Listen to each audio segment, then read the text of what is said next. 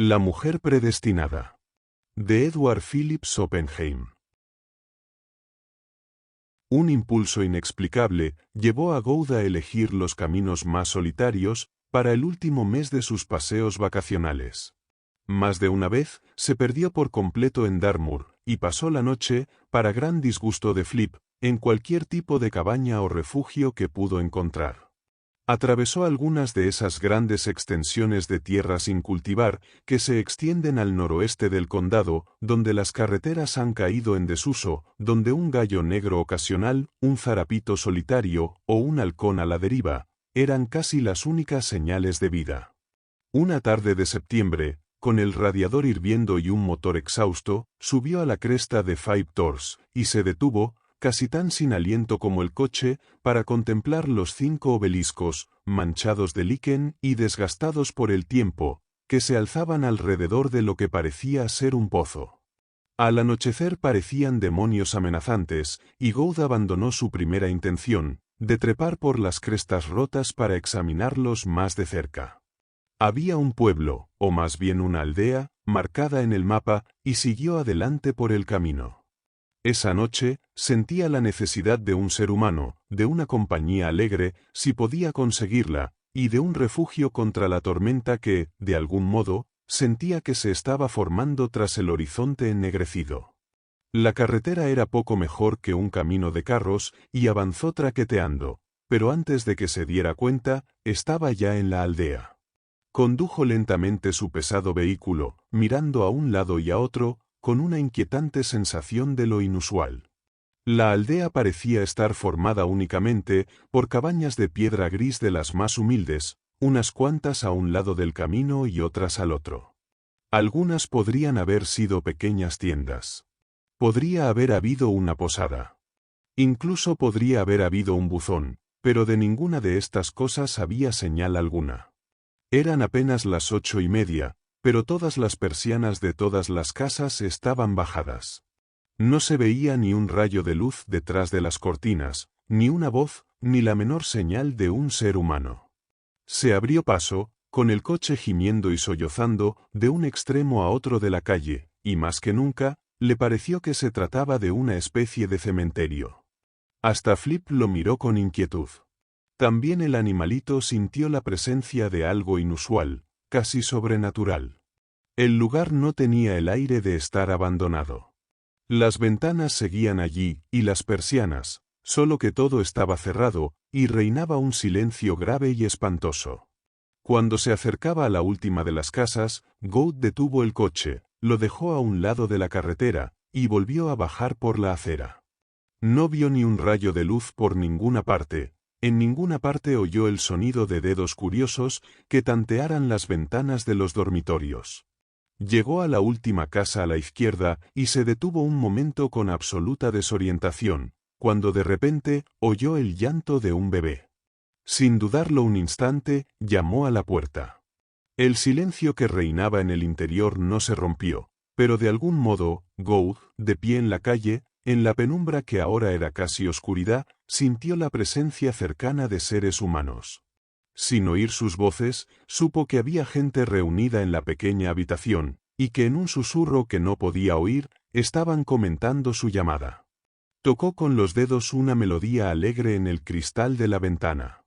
La puerta se abrió de repente unos centímetros, y luego un poco más. Vislumbró un interior que casi parecía un cuadro, por su vívida intensidad. Un fuego de leña ardía en una estufa encendida, un anciano estaba sentado, murmurando para sí mismo. Había 2 mujeres, una niña y un bebé, además de un joven y un hombre de mediana edad, con ropas toscas de obrero, que lo miraban medio amenazadoramente, medio con miedo. Lamento molestarles, se disculpó Gould, pero ¿qué pasa en este lugar? He estado de un lado a otro y no veo ninguna luz. ¿Hay alguna posada aquí? ¿Una posada?, repitió el hombre de mediana edad, con la voz un poco temblorosa. ¿Aquí arriba, en High Tors? No, no hay ninguna posada. ¿Quién es usted? Soy un viajero, respondió Gould. Un turista, si lo prefiere. Me he perdido. ¿Puedo entrar un momento? Flip pasó junto a él y se acurrucó frente al fuego. El anciano se inclinó hacia adelante, y sus ojos parecían salirse de sus órbitas. «Es un perrito blanco y pequeño», dijo. «Qué gordo está». Flip abrió un ojo, lo miró un momento, y se dio la vuelta para disfrutar del delicioso calor. Una de las mujeres se levantó. «Tom, cierra la puerta», ordenó. «Mira el cielo, idiota. La luna está casi sobre Lesser Tor». Gouth se adelantó, sin que nadie lo invitara. La puerta estaba ya cerrada, y él estaba dentro. El joven le empujó una silla de roble decrépita. «Siéntese», le invitó. «Ahora tendrá que quedarse». Gouth miró a su alrededor, buscando el rostro más inteligente. Había allí una muchacha de unos 16 años, bronceada por el sol, de pelo y ojos más oscuros que los demás. Sus manos, su rostro, y su ligera inclinación de la cabeza, hablaban de trabajo en el campo. «¿Por qué se encierra todo el mundo en sus casas?», preguntó Gouth. «¿Y puedo comprar algo de esa comida?», añadió, señalando una cesta medio cubierta por una tela basta, en la que había una hogaza de pan, algo de fruta, 2 conejos crudos, y un paquete que podría haber contenido té. La muchacha, por alguna razón desconocida, pareció sorprendida ante la pregunta. «Eso no está a la venta», dijo. «No sé si hay algo que podamos darle. No comemos mucho esta noche. Hay un poco de tocino frío». «Ya viene», murmuró la anciana sin apartar la cabeza de la ventana.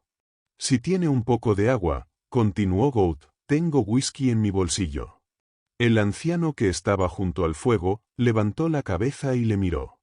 «¿Whisky?», exclamó con voz temblorosa de emoción.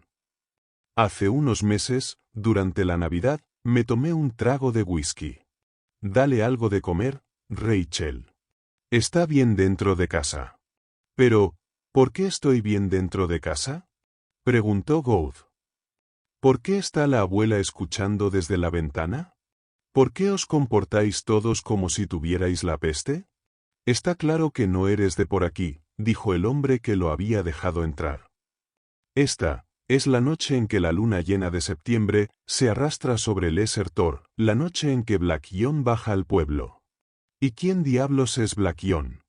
Hubo un momento de silencio. «Está viniendo hacia aquí», dijo la mujer en voz baja. La muchacha había puesto la mesa de forma brusca. Trajo una jarra de agua, y Gouth sacó su botella de whisky. Se sentó. Había un poco de queso, un trozo de tocino, un poco de pan duro y un plato de manzanas. «Dame un vaso, y le daré un poco de whisky al abuelo», anunció. El anciano golpeó impacientemente con su bastón. «Rápido, Rachel, antes de que suene la trompeta». Gouth le sirvió un poco de whisky. La muchacha llenó el vaso con agua, y se lo dio. El anciano lo agarró con ambas manos, y se lo llevó con avidez a la boca. «¿Puedo saber, por favor?», le rogó Gouth a la muchacha. «¿Quién es Blackion? ¿Y por qué debemos sentarnos todos aquí sin lámpara? ¿Por qué viene Blackion? ¿Y qué hará cuando venga?». Los rasgos de la muchacha eran inexpresivos, pero algo parecido al asombro les dio vida por un momento. «Blackion es a quien también llaman Ion el ermitaño», explicó. «Vive en un agujero en el suelo, cerca de Five Tors. Baja una vez al año. Camina por el pueblo, y se lleva lo que quiere». El anciano había estado bebiendo whisky ruidosamente, pero aún agarraba el vaso con ambas manos. «Es un hombre de Dios», dijo. «¿Y esa canasta llena de cosas es para él?», preguntó Gouth. «Claro», respondió la mujer. «Cuando suene la trompeta, la dejaremos afuera». «¿Y todos los demás en el pueblo hacen lo mismo?». «Sí, todos», confesó la mujer. «Cada uno aporta algo. Hablamos antes, para que las cosas sean diferentes. Cuando pasa, grita la palabra de Dios a nuestros oídos, toma lo que le damos, y si hay algún mensaje especial o alguna casa especial que visitar, lo vemos por un momento. Luego, cuando ha recogido todo, se va, y durante un año puedes caminar por las colinas, puedes explorar los valles, puedes vagar por donde te apetezca, pero no verás ni rastro de Blackion. Dicen que durante esos meses vive como si no fuera humano. Bueno, he oído algunas historias curiosas por estos lares, murmuró Gould, casi para sí mismo, pero esta es la más curiosa. Durante todo ese tiempo, el anciano bebió whisky con agua a sorbos, con respiraciones largas y gorgoteantes. Se inclinó hacia Gould. Hace 2 años, contó, tuvo una buena colecta cuando llegó. Las cosechas habían sido buenas, y se sirvió de todo lo que se le antojó. Luego, se paró en medio de la calle, y gritó con las palabras de la Biblia, que el don de la continencia había pasado para él y que podía tomar esposa. Las doncellas estaban asustadas, y se quedaron quietas como liebres antes de una tormenta, pero él tomó a la hija de Garch-Dunbridge y se la llevó con él a los Tors. Ella estaba tan asustada, que no hizo más que gritar. ¿Qué le pasó?, preguntó Gould. Hubo un momento de silencio. El anciano tomó un largo y ruidoso sorbo de su bebida. Ella volvió para tener a su bebé, respondió. Pero no dijo ni una palabra. Murió al dar a luz, sin decir palabra. Era como una loca. Había una especie de sobrecogimiento en el silencio que reinaba. Gould captó una vez más una expresión en el rostro de la muchacha. Temblaba de pies a cabeza. Sus ojos negros estaban llenos de un terror indescriptible. Incluso mientras hablaban, ella se deslizó hacia las sombras de la habitación. De repente, la tensión pasó. Hubo un suspiro de alivio por parte de todos. Gould, muy interesado, dejó su silla y se acercó a la ventana. El silencio del exterior se rompió de una manera extraña y emocionante. Se oyó una única nota larga, que podría haber sido de una flauta de caña o una trompeta, algún instrumento melancólico, casero, con un llamado prolongado, dulce pero convincente.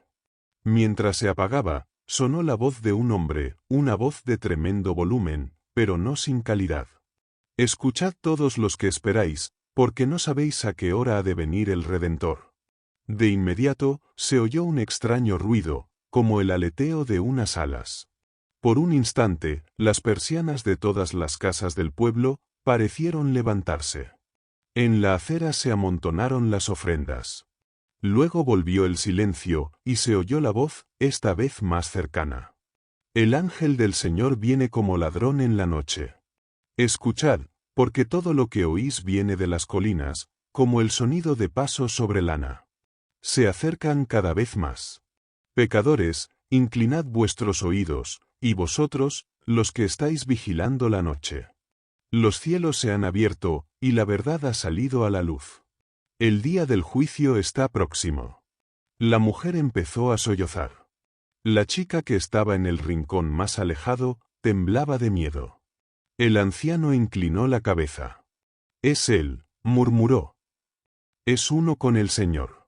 Aléjate de la ventana, forastero. No debe ver ninguna sombra sobre la persiana cuando pase por aquí.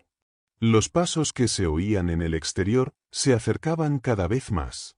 Gould, a pesar de su natural vena materialista, se sintió casi arrastrado hacia los confines de la vorágine de excitación, extraña e irracional, de la que parecían imbuidos todos los presentes.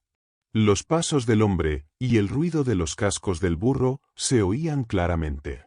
Cuando se detuvieron en el exterior, un pequeño escalofrío recorrió a las mujeres.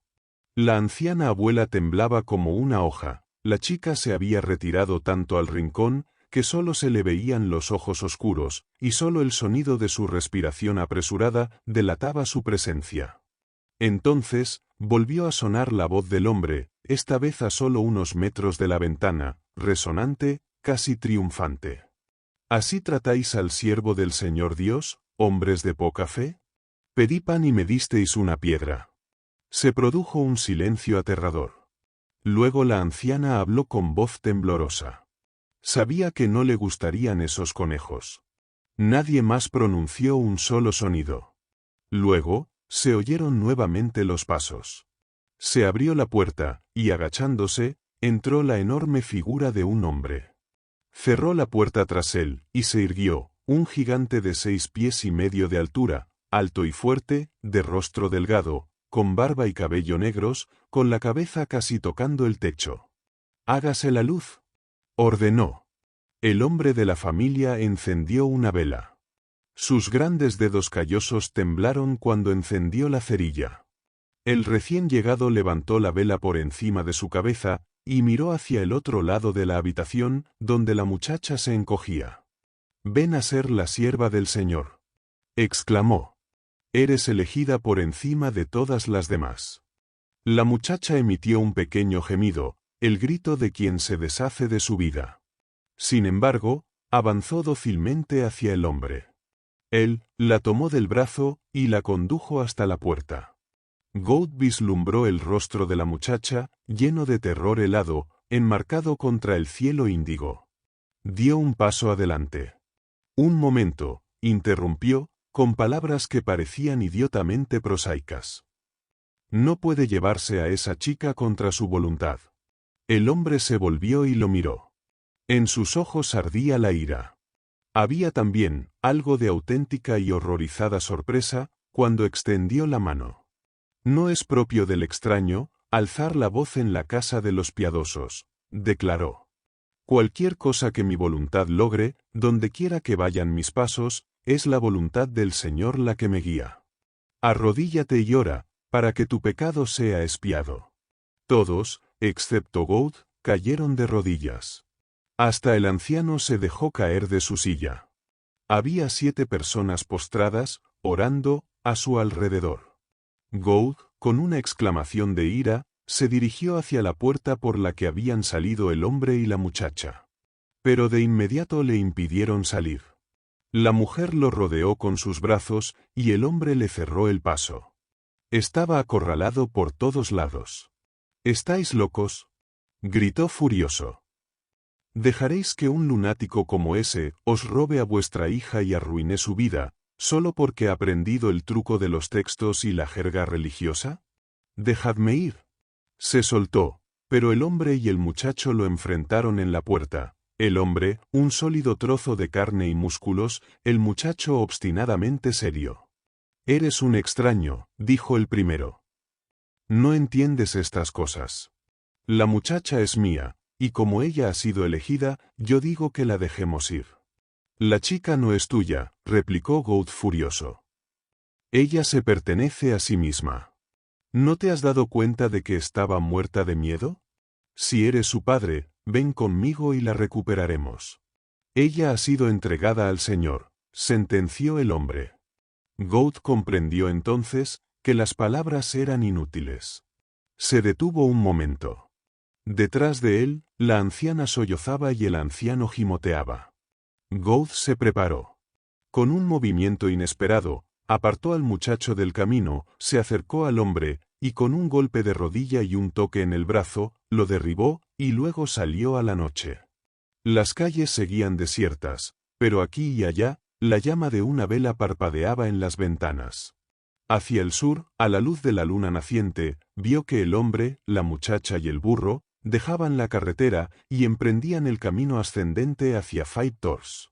Se apresuró a volver al coche, cogió algo de la caja de herramientas y con Flip pisándole los talones, se dirigió hacia el páramo. No se abrió ninguna puerta, ni siquiera la que él había utilizado para salir. Al pasar, oyó un murmullo de voces, los sollozos de las mujeres y el gruñido enojado del hombre, pero nadie lo siguió. Gould no se apresuró demasiado, pues se dio cuenta de que la subida era empinada y que apenas veía el camino. A 100 metros de distancia, pudo ver vagamente al hombre, a la muchacha y al burro, que luchaban por subir.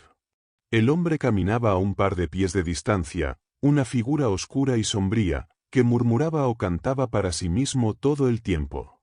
La muchacha, con la mano sobre el burro, caminaba con pasos cansados, con los ojos fijos en el suelo y el cuerpo sacudido por los sollozos. Gould esperó, hasta que llegaron a una pequeña meseta más abajo, donde se alzaban los 5 monumentos de piedra, y entonces, acelerando el paso, gritó. El hombre se dio la vuelta, el burro se detuvo, y la muchacha miró por encima del hombro, con aire aterrorizado. Así permanecieron, hasta que Gould, sosteniendo un palo corto en la mano, los alcanzó. La luna, brillando a través de una tenue nube de niebla que se desplazaba, le dio una claridad espectral a la pequeña escena.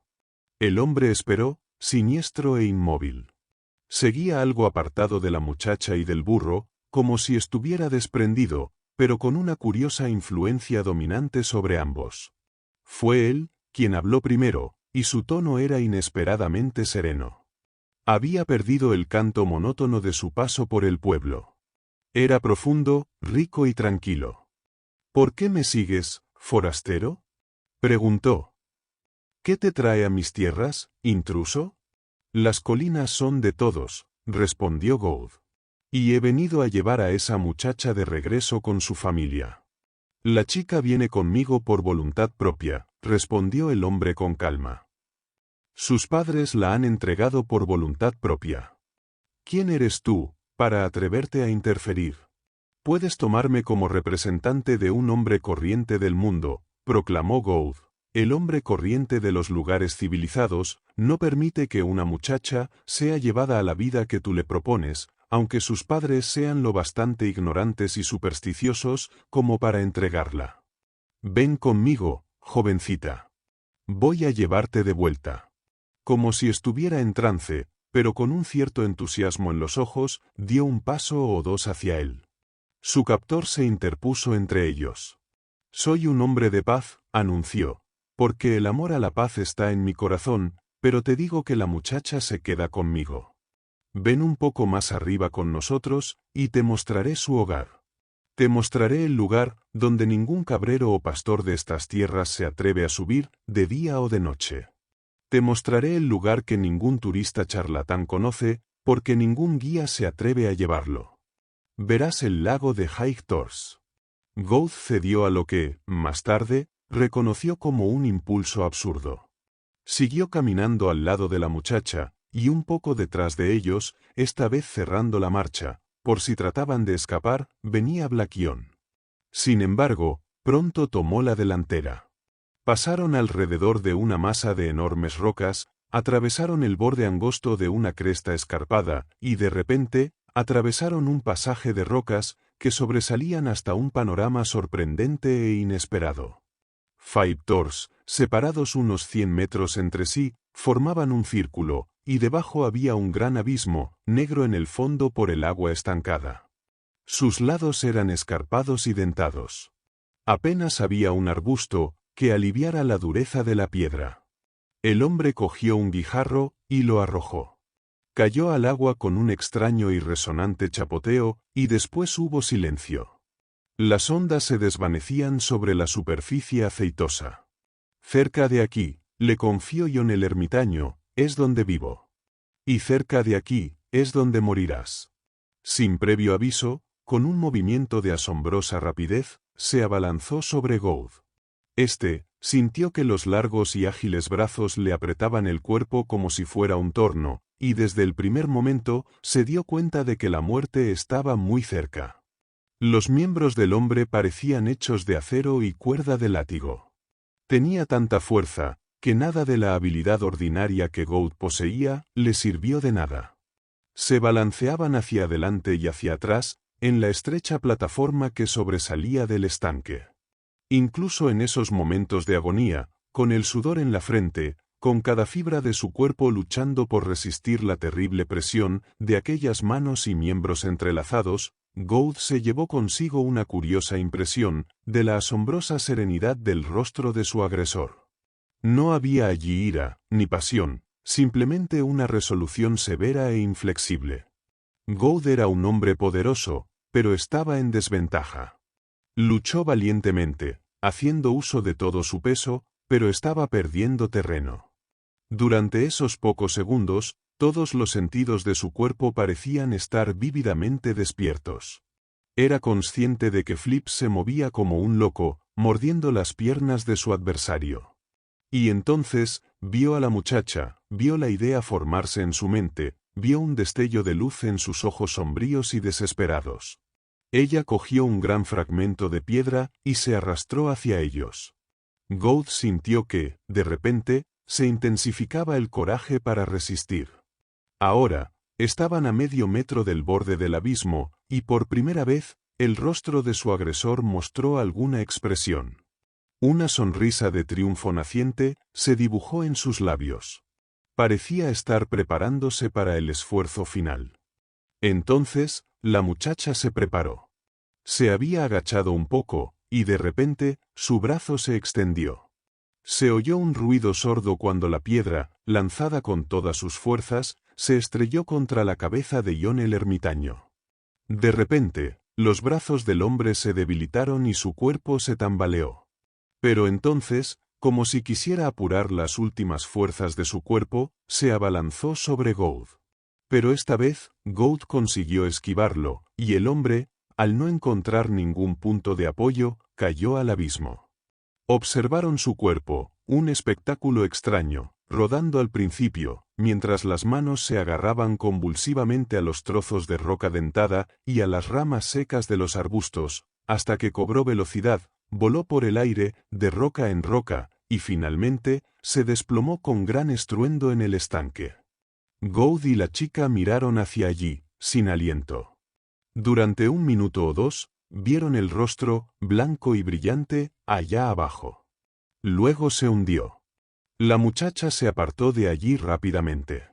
Siempre lo he odiado, confesó. Lo he visto vigilarme desde que era una niña, y sabía que algún día me llevaría con él. Ahora está muerto, gracias a Dios. Gould le tomó la mano. Agotados, se sentaron un momento uno al lado del otro.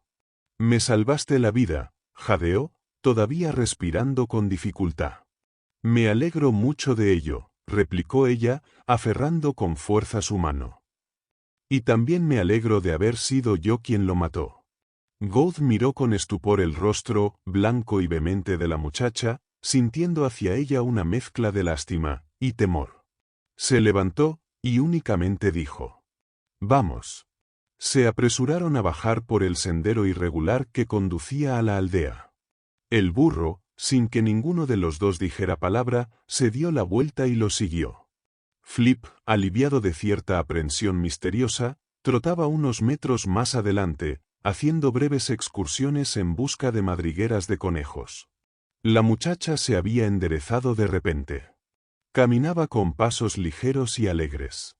A veces, cantaba pequeños fragmentos de una canción para sí misma, una canción de la que Gould no podía captar ni una sola palabra. Una o dos veces se acercó, y se aferró a su brazo como un animal mudo. «Hay algo dentro de mí», confesó, mientras doblaban la última esquina y llegaban al pueblo dormido, que yacía bajo la luz de la luna, algo que ha pesado en mi corazón durante años. Sabía que él vendría a por mí. Lo supe siempre. Ahora estoy a salvo. Nunca saldrá del agujero donde yace. Nunca volveremos a temblar, cuando la luna llena suba sobre los tors. Se detuvieron a la entrada del pueblo. Ella levantó un dedo, indicando silencio. Gould se quedó asombrado. De pie, apoyada contra el portillo, a la luz de la luna, había una nueva luz en su rostro, una nueva inteligencia. Se movía con la gracia de una jovencita resuelta. Hasta su forma de hablar era más clara y nítida. «Atemos el burro aquí», susurró, «y no hagamos ruido. Ahora, haz lo que te digo. Quítate los zapatos y llévalos contigo, baja conmigo de puntillas. Debemos irnos, antes de que se abra alguna ventana». «Tengo que llevarte a casa», protestó Gould, en tono desconcertado. «Tengo que entrar y explicarle a tu gente lo que ha ocurrido. Que el Señor tenga piedad de ti, si dices una palabra», le advirtió con seriedad. «Afuera, otros pensarán como tú, pero aquí, John el ermitaño era considerado un elegido de Dios. Si les haces saber que me has alejado de él, que John el ermitaño yace muerto en el fondo del estanque, te apedrearán hasta matarte». La muchacha habló con una autoridad extraña y convincente. Para ser un hombre con recursos, Gould estaba un poco confundido. «Entonces, ¿qué haremos?», preguntó. Señaló hacia la calle silenciosa e iluminada por la luna. «Iremos a buscar el coche», dijo la chica. pero no debemos hacer ningún ruido ni un susurro. Hay que bajar durante 4 millas. Dios quiera que lleguemos tan lejos. Más tarde, al pensar en lo sucedido, Gould se dio cuenta del inmenso egoísmo de su sexo. Esto se hizo evidente con sus siguientes palabras. A veces, una sensación de vergüenza lo invadía después, al pensar en ellas. ¿Pero qué voy a hacer contigo?, preguntó. Ella lo miró con franca pero algo dolida sorpresa. ¿Qué tienes que hacer conmigo?, replicó. Soy joven, soy fuerte, toda mi vida he trabajado como una bestia en los campos. No hay un granjero que no me contrate, ni una ama de casa que no esté contenta de tener la oportunidad de que trabaje para ella. Todo lo que te pido es que me lleves a una distancia segura de aquí, donde nos arrancarían el corazón. ¿Tienes miedo de que sea una carga para ti? Te pido disculpas, respondió él humildemente. No había pensado en eso. Así que él la obedeció. Bajaron por la calle dormida del pueblo y subieron al coche. La pendiente era tan pronunciada que afortunadamente no hubo necesidad de dar marcha atrás. Flip, al principio un poco molesto, por haber sido destituido de su lugar acostumbrado, se acurrucó sobre las rodillas de la muchacha. Se deslizaron cuesta abajo, y pronto el motor empezó a latir. El camino era accidentado pero recto, y la luz de la luna era tan clara como el día. Cruzaron, casi como en un sueño, extensiones de páramo y delgadas franjas de pasto, y subieron de nuevo sobre colinas desnudas, cubiertas de granito, hasta una gran meseta abierta que se dirigía hacia el norte. La muchacha no hizo preguntas. Se recostó en su asiento, perfectamente contenta. Mientras avanzaban, pequeñas volutas de niebla matinal colgaban sobre las marismas. El negro del cielo del este estaba veteado con dedos de lavanda y malva. Una frescura adicional parecía arrastrarse en la brisa. A lo lejos, delante de ellos, había algunas luces que palidecían. ¿Qué lugar es ese?, preguntó Gould. El municipio de Braid, respondió ella. Entonces estamos de suerte, declaró alegremente. A las 2 de la madrugada se alegraron de ver a Gould en el Braid Arms. No hicieron preguntas sobre la muchacha. La llevaron a la parte trasera, y a Gould lo llevaron a su dormitorio habitual.